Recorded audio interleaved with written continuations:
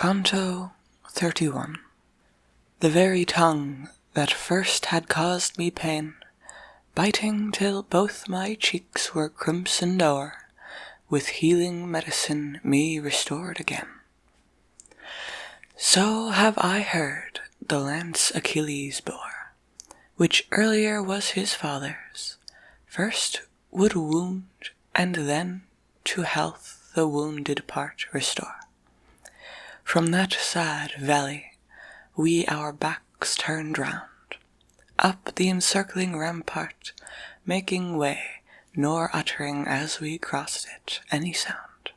Here was it less than night and less than day, and scarce I saw at all what lay ahead, but of a trumpet, the sonorous bray, no thunder peal were heard beside it, led mine eyes along the line by which it passed, until on one spot their gaze concentrated, when by the dolorous rout was overcast the sacred enterprise of Charlemagne Roland, blew not so terrible a blast. Short time my head was that way turned, and when plain I many lofty towers appeared to see. "Master, what town is this?" I asked. "Since fain thou art," he said, "to pierce the obscurity, while yet through distance 'tis inscrutable, thou must of error needs the victim be. Arriving there thou shalt distinguish well how much by distance was thy sense betrayed. Therefore to swifter course thyself compel." Then tenderly he took my hand, and said, "Ere we pass further I would have thee know, that at the fact thou mayest be less dismayed. These are not towers but giants, in a row set round the brink, each in the pit abides, his navel hidden and the parts below. And even as when the veil of mist divides, little by little dawns upon the sight what the obscuring vapor earlier hides, so, piercing the gross air uncheered by light, as I step after step drew near the bound, my error fled, but I was filled with fright.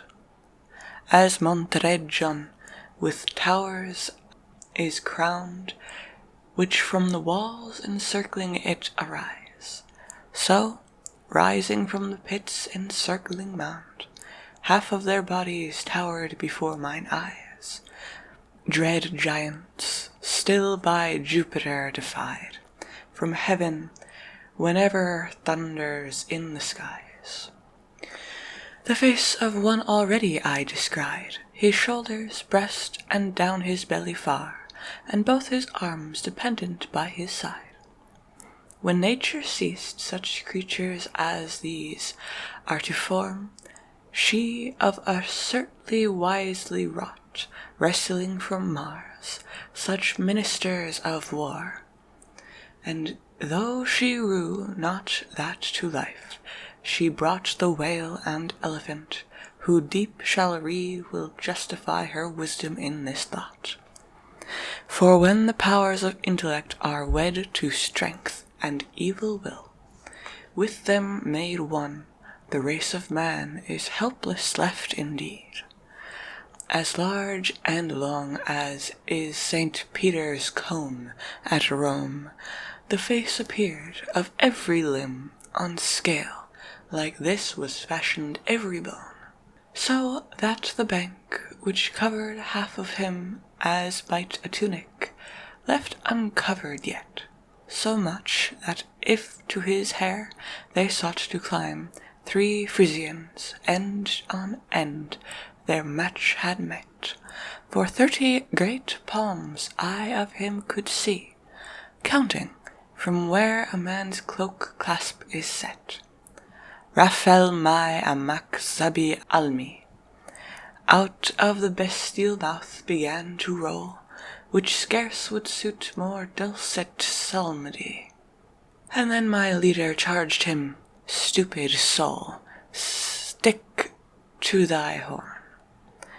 With it relieve thy mind when rage or other passions pass control. Feel at thy neck, round which the thong is twined, O puzzle-headed wretch, from which 'tis slung, clipping thy monstrous breast, thou shalt it find." And then to me, from his own mouth is wrung proof of his guilt. 'Tis Nimrod, whose insane whim hindered men from speaking in one tongue. Leave we him here, nor spend our speech in vain. For words to him in any language said, as unto others his, no sense contain. Turned to the left, we on our journey sped, and at the distance of an arrow's flight, we found another huger and more dread. By what artificer thus pinioned tight, I cannot tell, but his left arm was bound in front, as at his back was bound the right, by a chain which girt him firmly round and round. About what of his frame there was displayed below the neck, in fivefold gyre 'twas wound. Incited by ambition, this one made trial of prowess 'gainst almighty Jove, my leader told. And he is thus repaid. 'Tis Ephialtes, mightily who strove, what time the giant to the gods caused fright. The arms he wielded then no more will move. And I to him, fain would I, if I might, on the enormous Briareus set eye, and know the truth by holding him in sight. "Antaeus thou shalt see," he made reply, "ere long, and he can speak, nor is in chains. Us to the depth of all iniquity he shall let down. The one thou'st see remains far off, like this one bound and like in make, but in his face far more of fierceness reigns. Never, when earth most terribly did quake, shook any tower so much as what all o'er and suddenly did Ephialtes shake. Terror of death possessed me more and more. The fear alone had served my turn indeed, but that I marked the ligatures he wore. Then did we somewhat further on proceed, reaching Antaeus, who for good 5 ell, his head not counted, from the pit was freed. O thou who from the fortune-haunted dell, where Scipio of glory was made heir, when with his host to flight turned Hannibal, 1,000 lions didst for booty bear. Away, and who, hadst thou but joined the host, and like the brethren fought, some even aver the victory to earth's sons had not been lost. Lower us now, nor disobliging show, to where Cocytus fettered is by frost. To Tityus nor to Typhon make us go. To grant what here is longed for, he hath power. Cease them to curl thy snout, but bend thee low. He can for wage thy name on earth restore. His lives, and still expecteth to live long, if grace recall him not before his hour. So spake my master. Then his hands he swung downward and seized my leader in all haste, hands in whose grip even Hercules once was wrung. And Virgil, when he felt them round him cast, said, "That I may embrace thee, hither tend," and in one bundle with him made me fast. And as to him that under Carisend stands on the side it leans to, while clouds fly counter its slope, the tower appears to bend. Even so to me, who stood attentive by, and Thais seemed to stoop, and I, dismayed, had gladly sought another road to try. But us in the abyss he gently laid, where Lucifer and Judas gulfed remain, nor to it thus bent downward long time stayed, but like a ship's mast raised himself again. Canto 32. Had I sonorous rough rhymes at command, such as would suit the cavern terrible, rooted on which all the other ramparts stand, the sap of fancies which within me swell closer I'd press. But since I have not these, with some misgiving I go on to tell. For 'tis no task to play with as you please, of all the world the bottom to portray, nor one that with a baby's speech agrees. But let those ladies help me with my lay who helped Amphion walls around Thebes to pile, and faithful to the facts my words shall stay. O, above all creatures wretched, for whose vile abode 'tis hard to find a language fit, as sheep or goats ye had been happier, while we still were standing in the murky pit beneath the giant's feet set far below, and at the high wall I was staring yet, when this I heard. Heed to thy steps bestow, lest haply by thy souls the heads be spurred of wretched brothers wearied in their woe. Before me, as on hearing this I turned, beneath my feet a frozen lake, its guise rather of glass than water, I discerned. In all its course on Austrian Danube lies, no veil in time of winter near so thick, nor on the dawn beneath its frigid skies, as this was here, on which if Tabernich or Mount Pietrapana should alight, not even the edge would answer with a creak. And as the croaking frog holds well in sight its muzzle from the pool, what time of year the peasant girl of gleaming dreams at night, the morning shades in ice were covered here, seen livid up to where we blush with shame, in stork-like music their teeth chattering were. With downcast face stood every one of them, too cold from every mouth, and to despair from every eye. An ample witness came, and having somewhat gazed around me, there I to my feet looked down, and saw two pressed so close together, tangled was their hair. Say, who are you with breast thus strained to breast?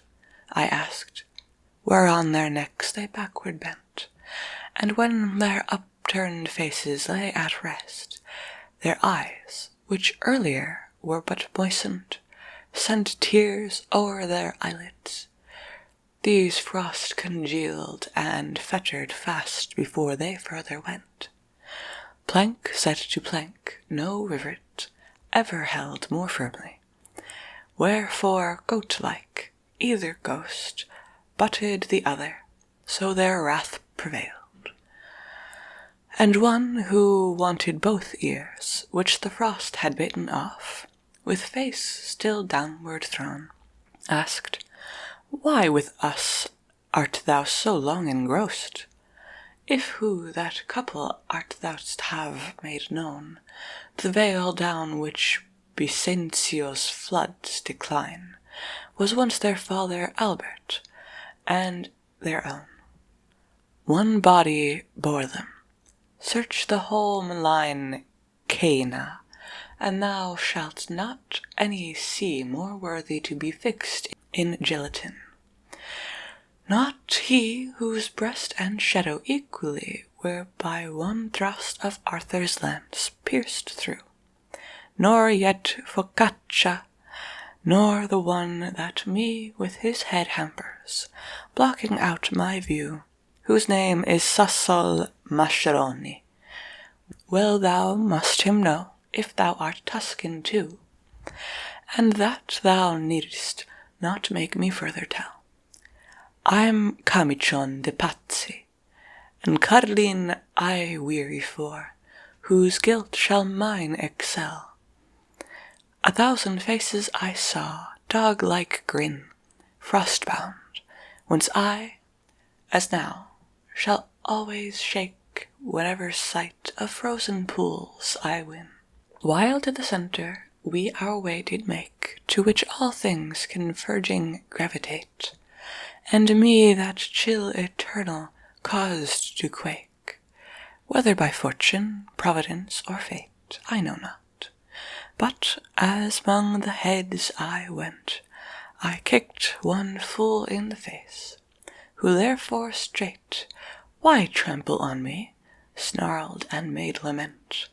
"Unless thou comest to heap the vengeance high for Monaperti, why so virulent 'gainst me?" I said, "Await me here, till I by him, O master, shall be cleared of doubt. Then let my pace thy will be guided by." My guide delayed, and I to him spake out, while he continued uttering curses shrill. "Say, what art thou, as others thus to shout? But who art thou, that goest at thy will through Antenora, trampling on the face of others?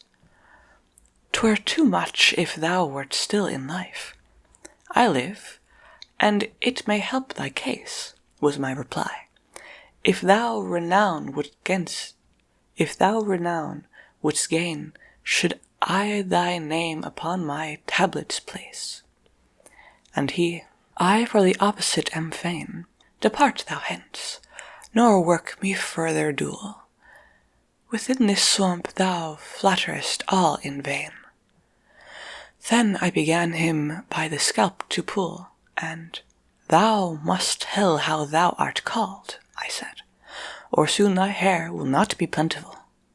He said, "Though every hair thou from me shred, I will not tell thee, nor my face turned round, no, though 1,000 times thou spurn my head.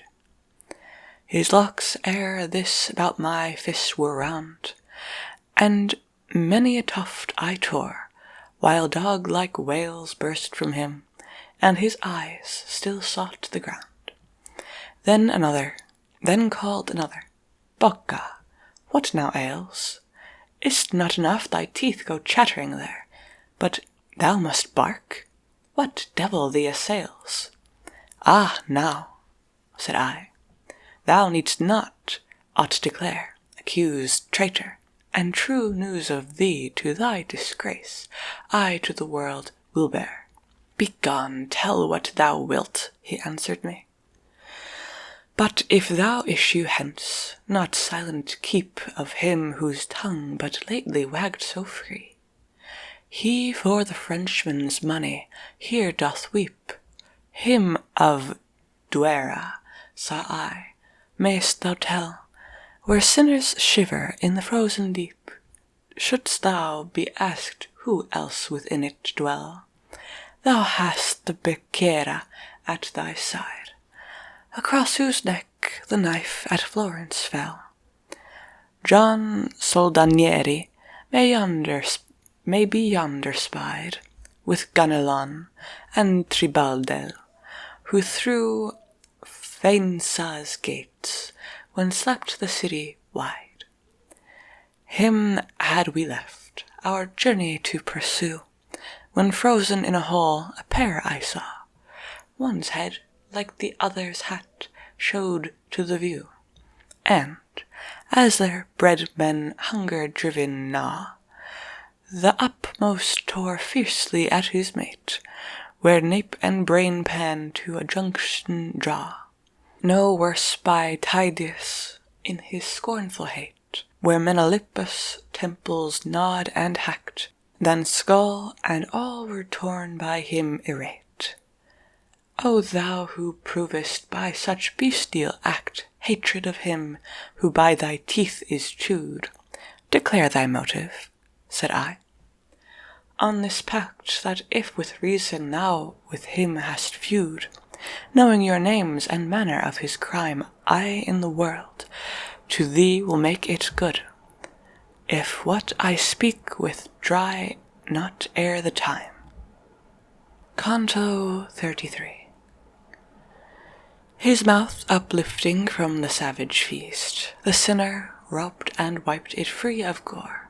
On the hair of the head he from behind laid waste, and then began, Thou'st have me wake once more, a desperate grief, of which to think alone, ere I have spoken, wrings me to the core. But if my words shall be as seed that sown may fructify unto the traitor's shame, whom thus I gnaw, I mingle speech and groan. Of how thou earnest hither or thy name, I nothing know, but that a Florentine in very sooth thou art. Thy words proclaim, thou then must know I was Count Ugolin, the Archbishop Roger he. Now hearken well, why I prove such a neighbour, how in fine, and flowing from his ill designs, it fell that I, confiding in his words, was caught, then done to death, were waste of time to tell. But that of which as yet thou heardest not, is how the death was cruel which I met. Hearken and judge, if wrong to me he wrought. Scant window in the mew, whose epithet of famine came from me its resident, and cooped in which shall many languish yet, had shown me through its slit how there were spent full many moons, ere that bad dream I dreamed, when of my future was the curtain rent. Lord of the hunt and master this one seemed, chasing the wolf and wolf cubs on the height, by which from Pisan eyes is Luca hemmed. With famished hounds well trained and swift of flight, Lanfranchi and Gualandi in the van, and Sismond he had set. Within my sight both sire and sons, nor long the chase began to grow, so seemed it, weary as they fled. Then through their flanks fangs sharp and eager ran. When I awoke before the morning spread, I heard my sons all weeping in their sleep, for they were with me, and they asked for bread.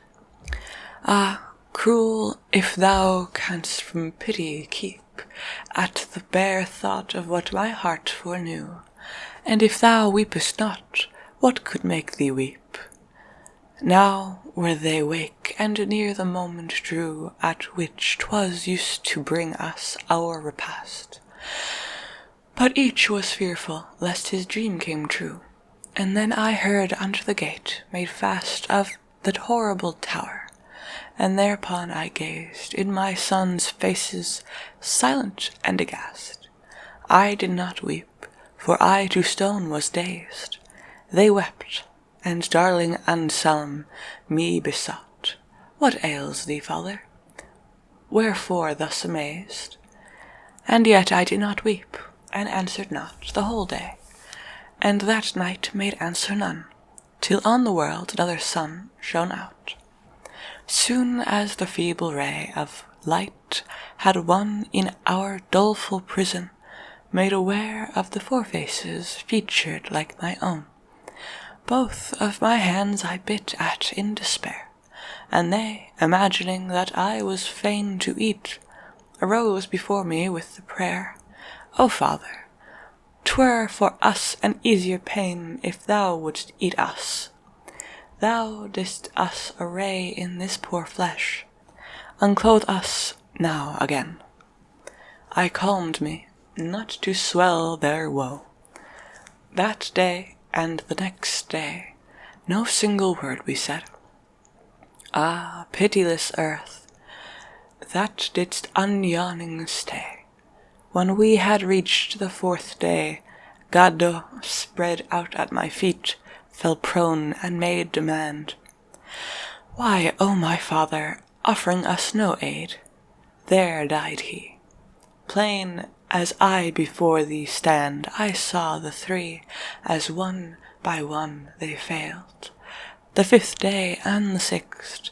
Then with my hand, blind now, I groped for each of them, and wailed on them for 2 days after they were gone. Famine at last, more strong than grief, prevailed.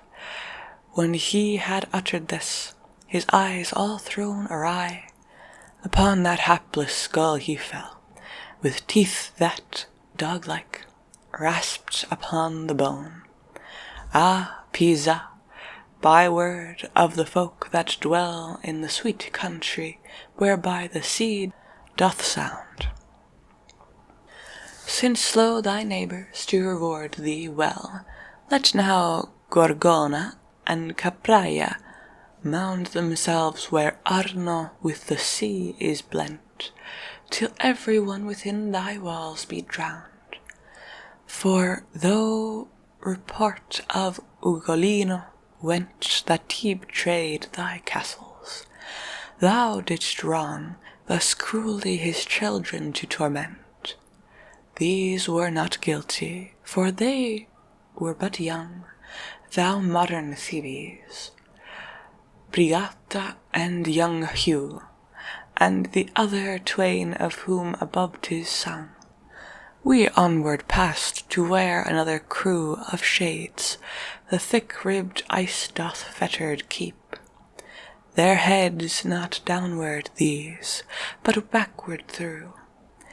Their very weeping will not let them weep, and grief encountering barriers at their eyes swells, flowing inward, their affection deep, for the first tears that issue crystallize, and fill like visor fashioned out of glass the hollow cup o'er which the eyebrows rise, and though as 'twere a callus, now my face, by reason of the frost, was wholly grown, benumbed and dead to feeling.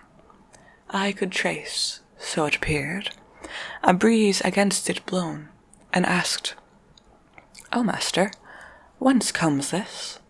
So low as where we are is any vapour known. And he replied, Thou ere long while shalt go, where touching this thine eye shall answer true, discovering that which makes the wind to blow. Then from the cold crust one of that sad crew demanded loud, Spirits, for whom they hold the inmost room, so truculent were you. Back from my face let these hard veils be rolled, that I may vent the woe which chokes my heart, ere tears again solidify with cold. And I to him, First tell me who thou art, if thou have help. Then, if I help not quick to the bottom of the ice, let me depart. He answered, I am Friar Alberic, he of the fruit grown in the orchard fell, and here am I repaid with date for fig. Ah, I said to him, art thou dead as well? Now, how now my body fares, he answered me. Up in the world I have no skill to tell, for Ptolemaea had this quality. The soul oft plunges hither to its place, ere it has been by Atropos set free, and that more willingly from off my face, thou mayst remove the glassy tears. No, soon as ever any soul of man betrays, as I betrayed, the body wants his own, a demon takes and governs, until all the span allotted for his life be run. Into this tank headlong the soul doth fall, and on the earth his body yet may show, whose shade behind me wintry frosts enthrall. But thou canst tell, if newly come below, it is Ser Purgatoria, and complete is many a year since he was fettered so. It seems, I answered, that thou wouldst me cheat, for Purgatoria never can have died. He sleeps, puts clothes on, swallows drink and meat, or o'er to the tenacious pitchy tide, which boils at Malebranche's moat, had come the shade of Michael's ange, he replied. That soul had left a devil in its room within its body. Of his kinsman, one treacherous with him experienced equal doom. But stretch thy hand, and be its work begun, of setting free mine eyes. This did not I. 'Twas highest courtesy to yield him none.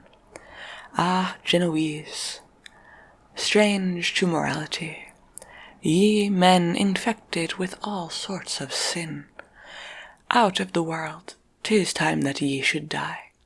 Here, to Romagna's blackest soul akin, I chanced on one of you, for doing ill his soul, overwhelmed Cocytus, floods within, though in his flesh he seems surviving still. Canto 34. Vexilla regis profundunt inferni. Towards where we are, seek then with vision keen, my master bade, if trace of him thou spy, as when the exhalations thence have been, or when our hemisphere grows dark with night, a windmill from afar is sometimes seen. I seemed to catch of such a structure sight, and then, to 'scape the blast, did backward draw, behind my guide, sole shelter in my plight. Now was I where I versify with awe. The shades were wholly covered, and did show visible, as in glass are bits of straw. Some stood upright, and some were lying low. Some with head topmost, others with their feet, and some with face to feet bent like a bow. But we kept going on, till it seemed meet unto my master, that I should behold the creature once of countenance so sweet. He stepped aside, and stopped me as he told, Lo, this, and lo, we are arrived at last, where thou must nerve thee, and must make thee bold. How I hereon stood shivering and aghast. Demand not, reader, this I cannot write. So much the fact all reach of words surpassed. I was not dead, yet living was not quite. Think for thyself, if gifted with the power, what, life and death denied me, was my plight.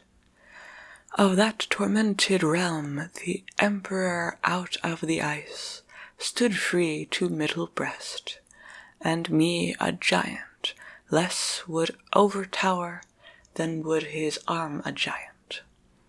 By such test judge then what bulk the whole of him must show, of true proportion with such limb possessed. If he was fair of old as hideous now, and yet his brows against his Maker raised, meetly from him doth all affection flow. Oh, how it made me horribly amazed, when on his head I saw 3 faces grew. The one vermilion, which straight forward gazed, and joining on to it were other 2, one rising up from either shoulder bone, till to a junction on the crest they drew. Twixt white and yellow seemed the right-hand one. The left resembled them whose country lies where valleywards the floods of the Nile flow down. Beneath each face 2 mighty wings did rise, such as this bird tremendous might demand. Sails of sea ships ne'er saw I of such size. Not feathered were they, but in style were planned like a bat's wing, by them a 3-fold breeze, for still he flapped them, evermore was fanned, and through its depths Cocytus caused to freeze. Down 3 chins tears for ever made descent from his 6 eyes, and red foam mixed with these. In every mouth there was a sinner rent by teeth that shred him as a heckle would. Thus 3 at once compelled he to lament. To the one in front 'twas little to be chewed, compared with being clawed and clawed again, till his backbone of skin was sometimes nude. The soul up yonder in the greater pain is Judas Iscariot, with his head among the teeth, my master said, while outward strain his legs. Of the 2 whose heads are downward hung, Brutus is from the back jowl pendulous. See how he writhes, yet never wags his tongue. The other, great of thew, is Cassius. But night is rising, and we must be gone, for everything hath now been seen by us.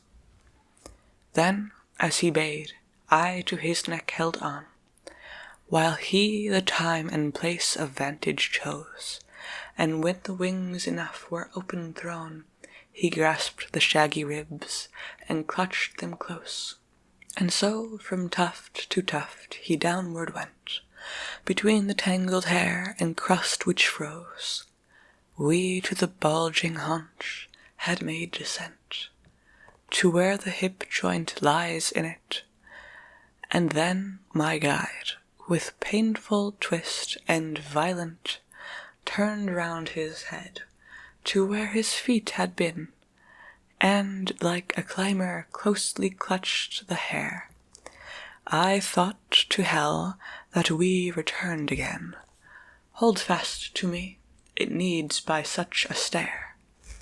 Panting, my leader said, like man fordone, that we from all that wretchedness repair. Right through a hole in a rock, when he had won, the edge of it he gave me for a seat, and deftly then to join me clambered on.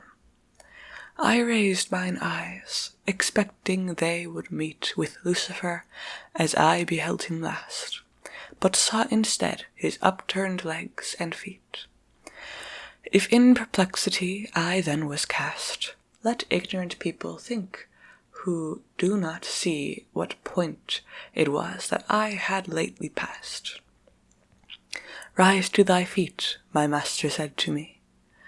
The way is long and rugged the ascent, and at mid-tierce the sun must almost be. 'Twas not as if on palace floors we went.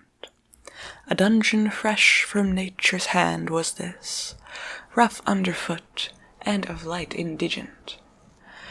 Or ever I escape from the abyss, O master, said I, standing now upright, correct in few words, where I think amiss.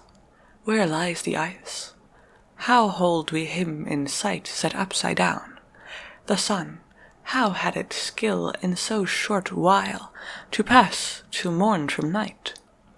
And he, In fancy thou art standing still, on yon side of the centre, where I caught the vile worm's hair, which through the world doth drill. There wast thou while our downward course I wrought, but when I turned, the centre was passed by, which by all weights from every point is sought. And now thou standest neath the other sky, opposed to that which vaults the great dry ground, and neath whose summit there did whilom die, the man whose birth and life were sinless found. Thy feet are firm upon the little sphere, on this side answering to Judeca's round. 'Tis evening yonder when 'tis morning here, and he whose tufts our ladder rung supplied, fixed as he was continues to appear. Headlong from heaven he fell upon this side, whereon the land protuberant here before, for fear of him did in the ocean hide, and neath our sky emerged, land as of yore still on this side, perhaps that it might shun his fall heaved up, and filled this depth no more. From Beelzebub still widening up and on, far stretching as the sepulchre extends, a region not beheld, but only known by a murmur of a brook, which through it wends, declining by a channel eaten through the flinty rock, and gently it descends. My guide and I, our journey to pursue to the bright world, upon this road concealed made entrance, and no thought of resting knew. He first, I second, still ascending held our way, until the fair celestial train was through an opening round to me revealed, and issuing thence we saw the stars again.